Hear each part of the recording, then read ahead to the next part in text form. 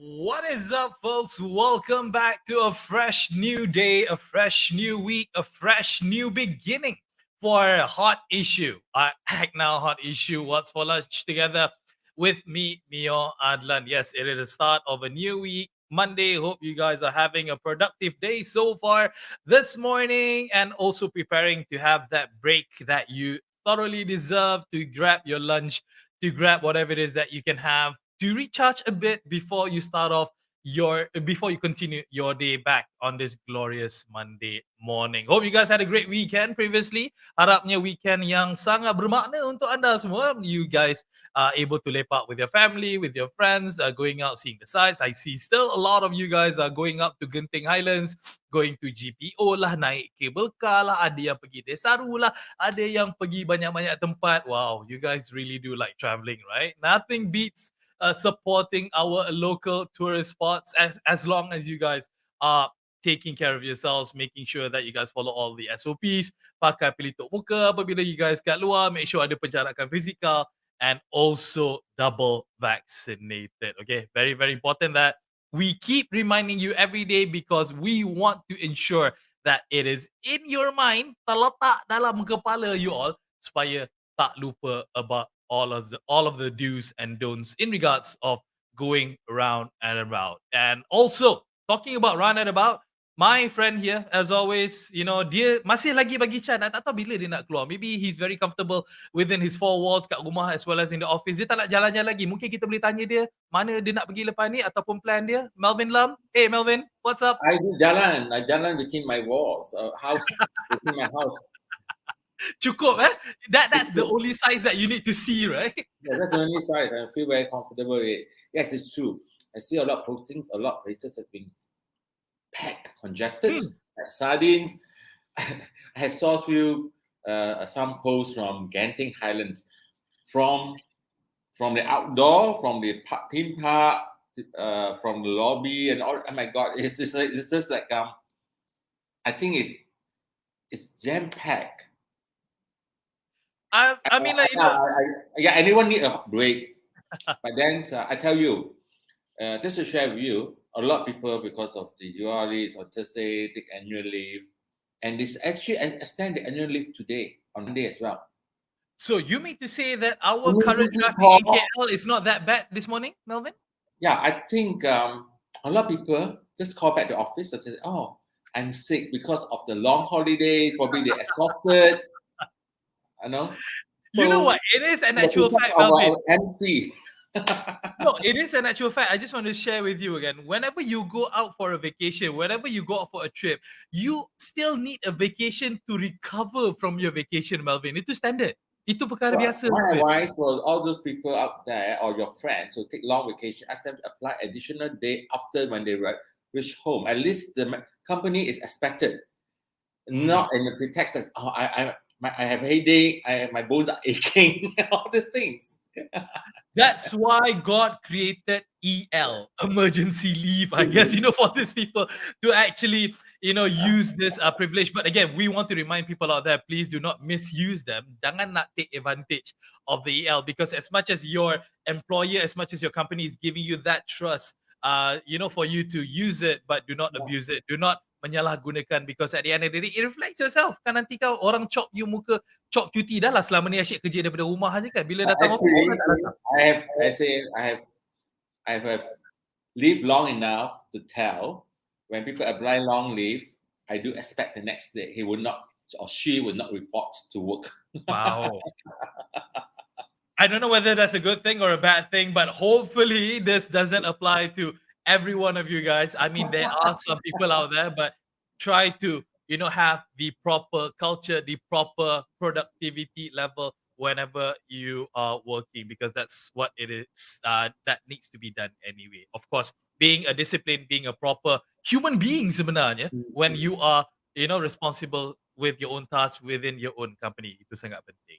All right, so let's jump into our first topic today. We got a couple of hot topics that we want to talk about today, but first, we want to bring out to you guys this scenario. Okay, I had this conversation with Melvin before we actually came on air.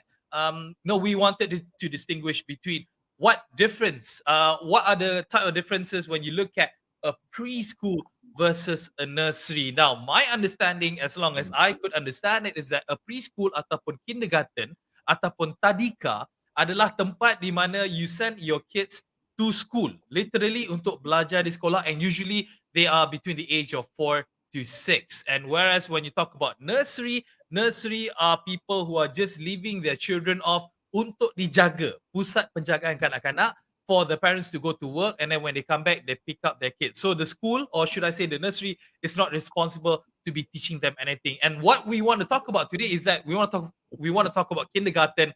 And the thing about kindergarten, it has been reported that we need more qualified teachers to be able to assist, or should I say to teach our children. Hence why the ministers are saying that preschool teachers need to have a degree to do so. Melvin, give us a shout out. What's this all about? Yes, I do agree, because times has changed. We are more demanding. I mean, not like yesterday years when I attend kindergartens. People like probably is less trained than what the parents expected today. So it's good that as they would have a basic degree in early child education.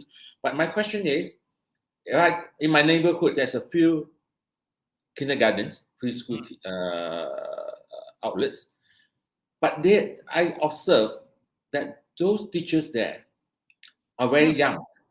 Okay. I might not know whether they do have a bachelor degree. So if I'm saying that these young people that's teaching right now, would they be disqualified from teaching further? Now that's actually two ways of What's the looking at program it. for them? What would be the program for them?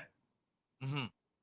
So I say yes, it's good, but probably the government should think probably for those assisting preschool teachers, educators who doesn't have a degree can sit for part-time so-called courses, degree courses in early childhood education, so that maybe slowly, sit the exam to qualify. Otherwise, they can't chop them off.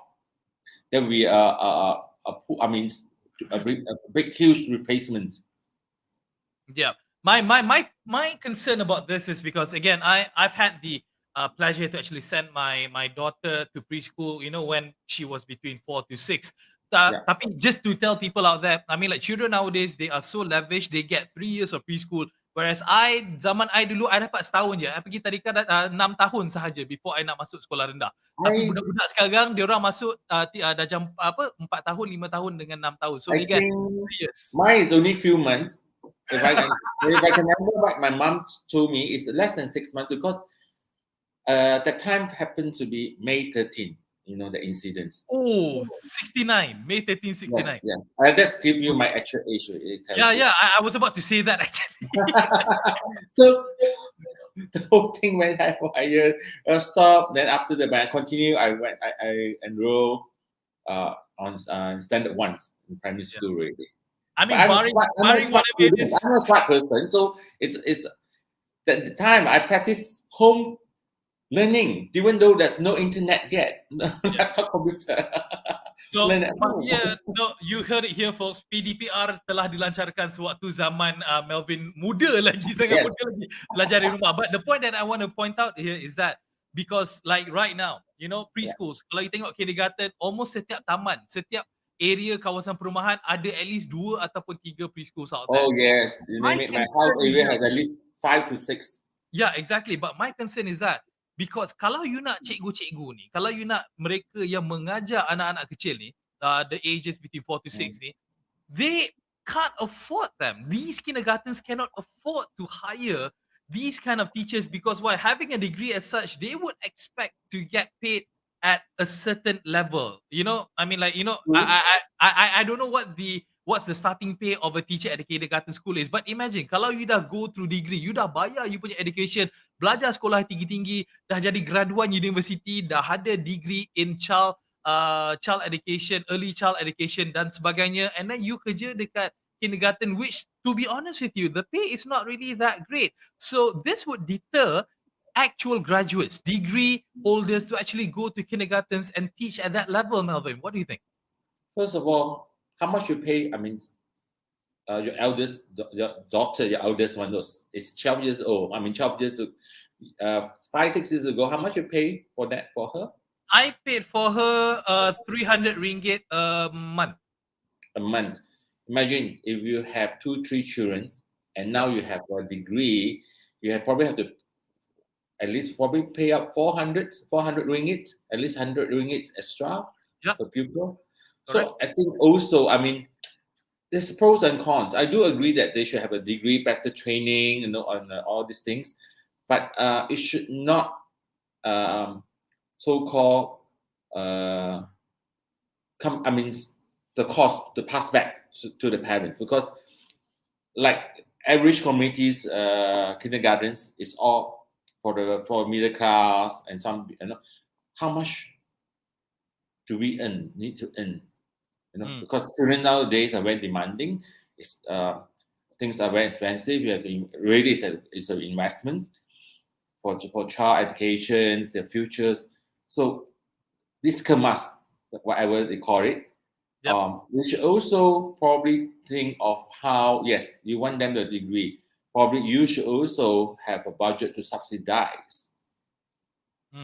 Because all these kindergartens all register. Yep. So you have probably 5 stars, 6 stars. Okay, fine. Those are the super rich. They pay thousands over ringgit a month. I was told one of my colleagues has run such. This under international. You have to pay. They have to pay a royalty. That means a franchise fees. It costs a 4-figure a month to have the child there. Wow. So these are the top 20. These are the top 20 people who can afford. But the middle class and the lower class, I think the government should. Yes, we want to have a proper teachers that trains, but do probably look into subsidizing this kindergarten, so it will not burden the parents. Yeah. Otherwise, But if you flip it that way, because you've heard these stories before, especially during the pandemic, how it was at his hiatus earlier last year between March and late of 2020, how preschools are suffering. Private preschools, you got your big names like your Brainy Bunch, your whatever it is out there. They could not operate because again, kids can't go to school and they rely on the tuition fees. Oh my god, I'm calling it tuition fees. Kan budak-budak pergi sekolah tadika ni tuition fees, basically for them to go, because they can't afford to stay afloat because the fact of the high the high cost that they have to maintain every single time, the overhead that they need to spend for the professional teachers that come in. Maybe my suggestion is, rather than having, as much as I do treasure and I do really want the best for my child, tapi mungkin degree tu a higher bit, maybe kita boleh go down to diploma level ke, special certification ke. Could that suffice? Would that be enough, you think? I think yes, good suggestions. As long, I think for children's preschool, what they require is to train the proper. They must have the patience. They must understand children's behavior. Yes. As I say, all the kids, everyone can goes wild when they're together. They must have the kind of a mental, so-called awareness. How to, the kind of treatment like really motherly, have patience, how you handle crisis. If a child slip and fall in the compound, what you do, all these things, So if we say a diploma and a special, like when they have the school breaks, kindergarten have the breaks, enroll them for refresh course. Refreshment. I think that's very important.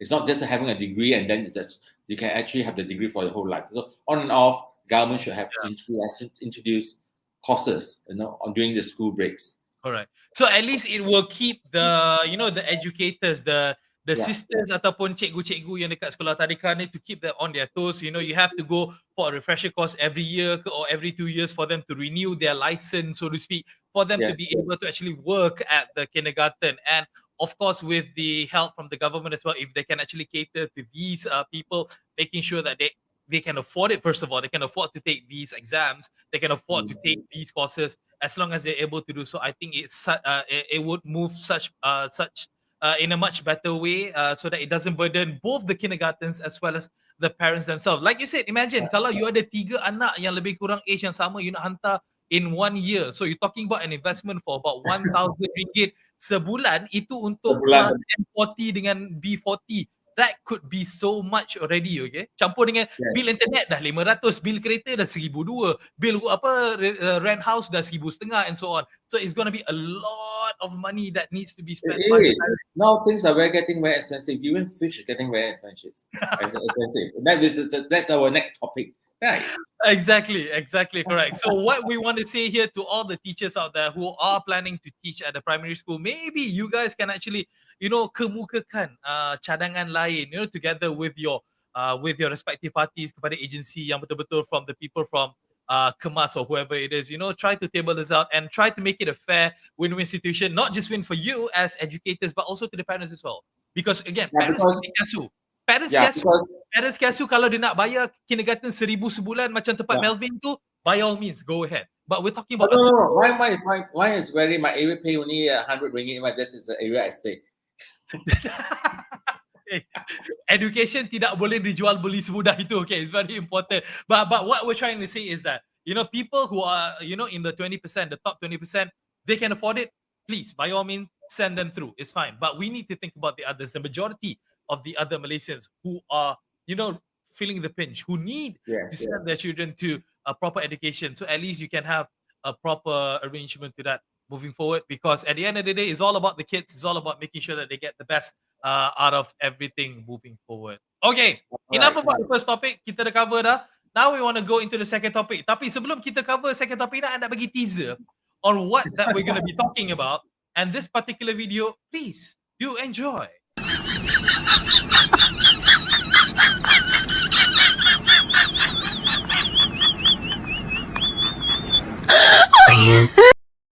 Okay, yeah. Now, Siakap is actually it's a normal stable food fish. It's not the so-called premium, but someone paid 1,000 ringgit lately in Langkawi. Was issues that went viral. I mean, yesterday morning when I was in the morning market at the fishmongers and the stores, everyone was loving and making a joke of all the Siakaps that they sell.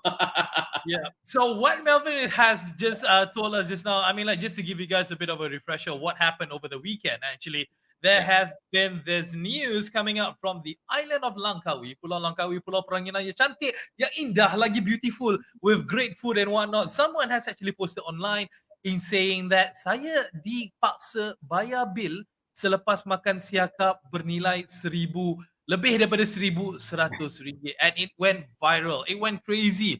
A lot of people were talking about it, as Melvin was mentioning. A lot of people were talking about it, and the restaurateur actually came forward in justifying whatever that was going on, defending themselves, and there was a bit of a backlash. Ada kawan dibantai and kawan ribat and so on and so forth. So yeah, apparently siakap is a good business in Langkawi. Not bad, eh?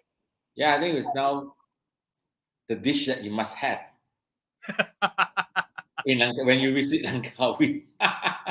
And furthermore, as you can see in this particular clip that we have right here, second complaint. This is actually the second complaint that has been forwarded, that this guy paid a total bill of 1,738 at also a seafood restaurant down in Langkawi as well.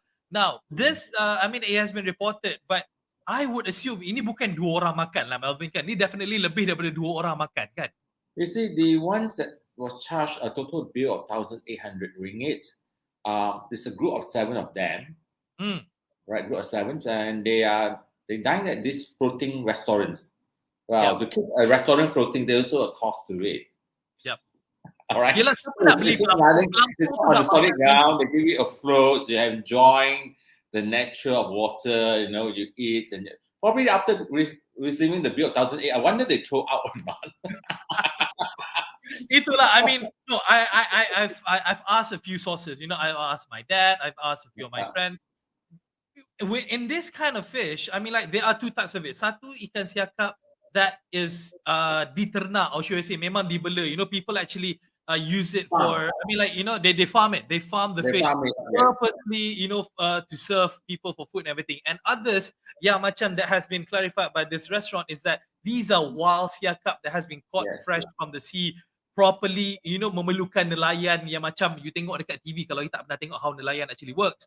So hence why, and also furthermore, it has been clarified that this particular siakap yang 1,100 punya case ni, dia tak makan dedak tau. Dia makan proper food. Dia tak makan all the stupid, leftovers that people give fish to eat. Dia makan proper food. Then it's actually quite huge. It's actually 7 kilo in weight.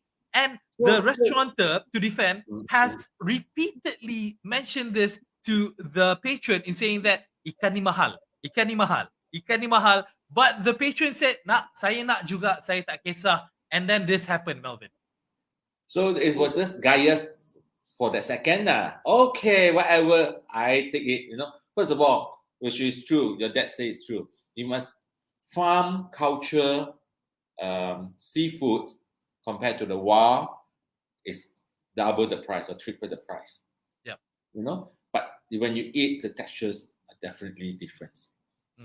Right? Just like chicken, farm chickens, the so-called free-range chickens are different in prices. Yeah. But the textures are different. So the person of it, I say, prefer that what we discussed earlier, that this customer was told of the price. It was made known. Yeah. So you eat what you pay what you eat. I mean, I'm fair, unless you're not told. Correct. They blah, they mislead you and then give you a whooping bill. Then probably that will be something you should bring up to the consumer affairs. Yeah. And the best part is, Melvin, it did go up to consumer affairs. Dia actually naik ke Kementerian KPD and HPEP, the guys who are responsible in making sure that restaurateurs and sellers are selling items at a fair price. They actually responded to this particular statement, this netizen statement, the Karen of Malaysia, Timah kita panggil dia. She actually complained about this, and how it had actually went is that KPD and HPP is on the restaurateur's side because they clarified that the restaurateur has repeatedly informed the patron, has repeatedly informed the customer of the price, of the weight, and what it could cost at the end of the night, in which the patron did not care. They still wanted it and made a big hoo-ha about it. So it's not fair for the restaurateur, right? Kesian restaurateur. Yeah, I'm for the restaurateur, definitely. I don't know why. Probably they have a good meal, they pay for it, and they want to take a revenge. I eat it and I'll make sure I probably create something that people will not visit you again. I think that's not right. Yeah. So it's not right. It is something that baffles me as well. I mean, like, because again, when I heard it the first time, seriously, when I heard it the first time, I was like, gila apa restoran ni dekat atas bukit Kayangan, fine dining pakai tuxedo punya style ke apa? Oh no, it's just a simple restaurant by the seaside, granted. So I mean, like, yeah. So I didn't I didn't understand why it was so expensive until I read the news properly of whatever is going on both sides, the restaurant side as well as the customer side. So this proves actually, jangan percaya apa-apa berita from only one source. You have to listen from both sides and make your judgment after that. Because sekarang ni, Melvin, you can't deny the fact, Melvin, orang menggunakan power of the internet. People are using Twitter, Instagram, Facebook to to make a case of their situation and betting that netizen out there will always be on their side without really understanding what's going on. So whatever we do, just think of the backfire. Just think first before you buka your mulut, do anything.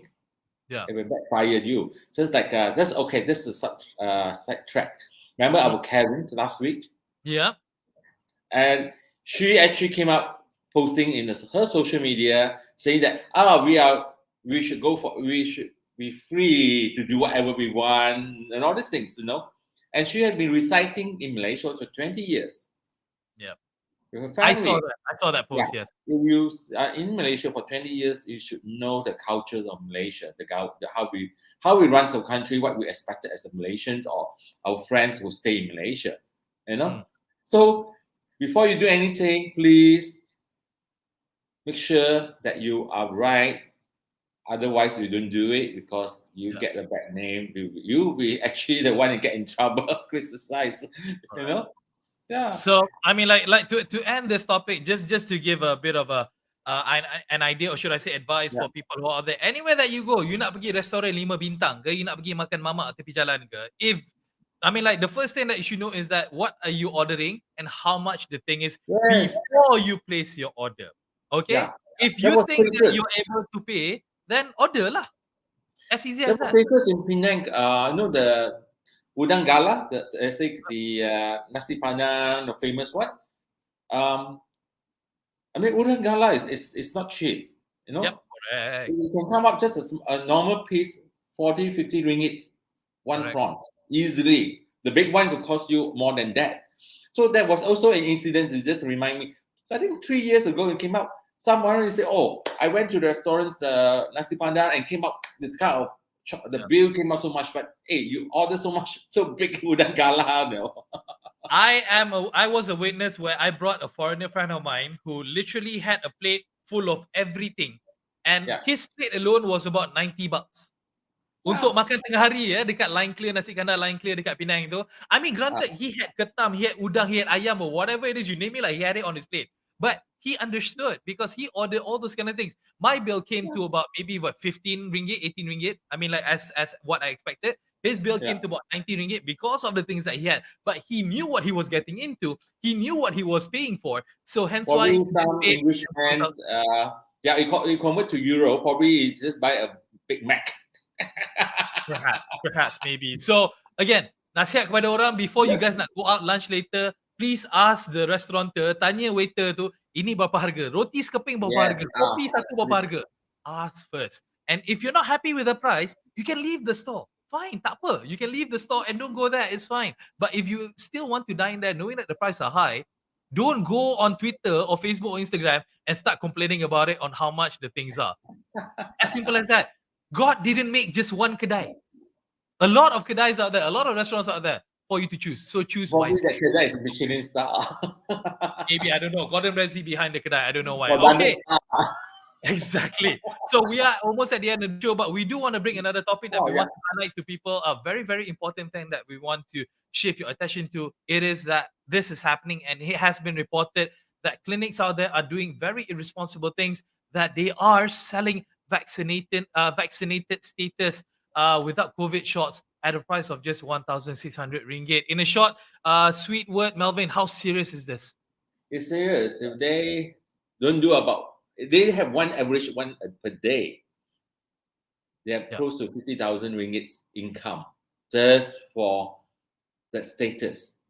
Yep. Now, who will fall for it? I don't think it's what we discussed earlier. It's not the anti-vaxxer, the local. It's those people are probably illegal immigrants, workers here who are scared to register with MICE, etc.